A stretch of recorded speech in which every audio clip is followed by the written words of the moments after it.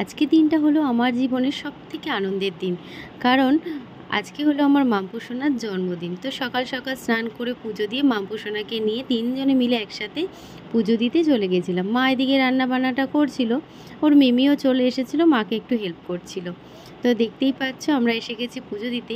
আজ থেকে ৫ বছর আগে ২০২০-তে এই দিনটা কিন্তু খুব কঠিন পরিস্থিতি ছিল। কারণ সেই সময় চারিদিকে করোনা, রাস্তাঘাট বন্ধ, এমনকি আমাদের বাড়িতেও করোনা হয়েছিল। তার দাদু হসপিটালে ভর্তি ছিল। খুব কঠিন সময় ছিল, সব পরিস্থিতি কাটিয়ে উঠেছি। বাড়িতে এসে দেখি যে মাম্পু সোনার একদম দুপুরের যে লাঞ্চটা, সেটা কিন্তু একদম খুব সুন্দর করে তার মিমি সাজিয়েছে। ৫ রকমের ভাজা, ডাল, চিংড়ি মাছের মালাইকারি, মাংস, চাটনি, পাঁপড়, মিষ্টি, দই সব কিছু দিয়ে একদম পরিপাটি।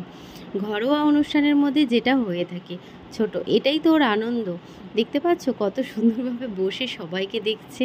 আর যে কাছে সে হচ্ছে দাদু ঠাম্মি, তারা হচ্ছে আশীর্বাদ করলে একে একে। ওর দিদুন আর দাদু আসতে পারেনি, কারণ একটু অসুবিধার কারণে। বিকালবেলা তো সবাই মিলে কেক কাটিং হলো।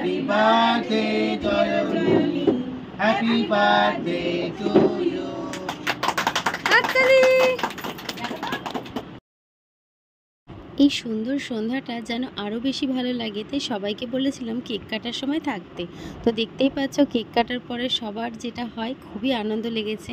কেমন লাগলো তোমাদের এই ভিডিওগুলো অবশ্যই জানিও। ভালো লাগলে শেয়ার করতে ভুলো না।